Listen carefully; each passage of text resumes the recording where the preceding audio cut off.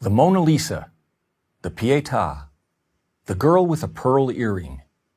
For a score of centuries, artists enriched Western society with their works of astonishing beauty. The Night Watch, the Thinker, the Rocky Mountains. Master after master, from Leonardo to Rembrandt to Bierstadt, produced works that inspired, uplifted, and deepened us. And they did this by demanding of themselves the highest standards of excellence, improving upon the work of each previous generation of masters, and continuing to aspire to the highest quality attainable. But something happened on the way to the 20th century. The profound, the inspiring, and the beautiful were replaced by the new, the different, and the ugly. Today, the silly, the pointless, and the purely offensive are held up as the best of modern art. Michelangelo carved his David out of a rock. The Los Angeles County Museum of Art just offers us a rock. A rock. All 340 tons of it. That's how far standards have fallen. How did this happen? How did the 1,000-year ascent towards artistic perfection and excellence die out? It didn't. It was pushed out. Beginning in the late 19th century, a group dubbed the Impressionists rebelled against the French Académie des Beaux-Arts and its demand for classical standards. Whatever their intentions, the new modernists sowed the seeds of aesthetic relativism, the beauty is in the eye of the beholder mentality. Today, everybody loves the Impressionists. And as with most revolutions, the first generation or so produced work of genuine merit. Monet, Renoir, and Degas still maintained elements of disciplined design and execution. But with each new generation, standards declined until there were no standards. All that was left was personal expression. The great art historian Jacob Rosenberg wrote that quality in art is not merely a matter of personal opinion, but to a high degree objectively traceable. But the idea of a universal standard of quality in art is now usually met with strong resistance, if not open ridicule. How can art be objectively measured? I'm challenged.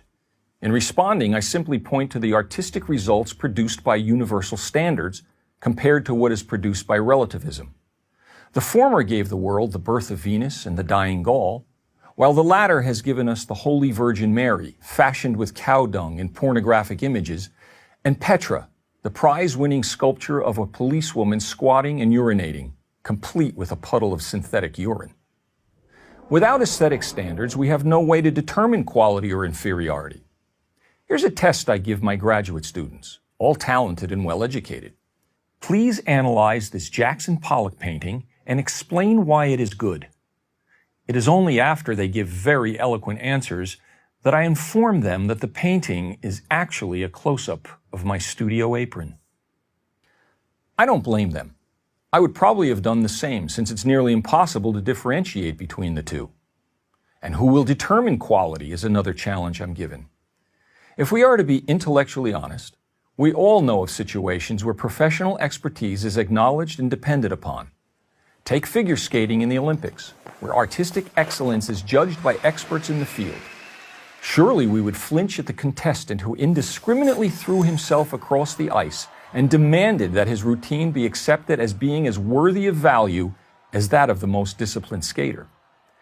Not only has the quality of art diminished, but also the subject matter has gone from the transcendent to the trashy. Where once artists applied their talents to scenes of substance and integrity from history, literature, religion, mythology, etc., many of today's artists merely use their art to make statements, often for nothing more than shock value.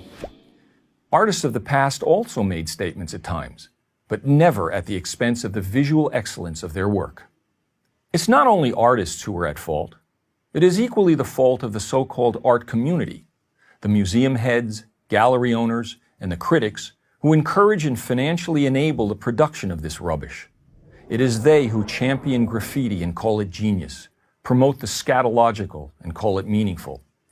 It is they who, in reality, are the naked emperors of art. For who else would spend $10 million on a rock and think it is art? But why do we have to be victims of all this bad taste?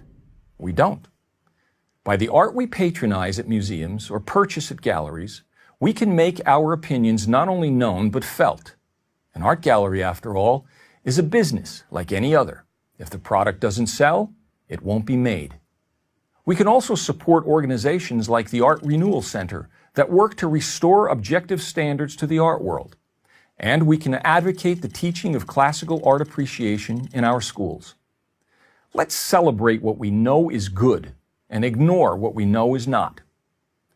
By the way, the white background you see behind me is not simply a white graphic backdrop.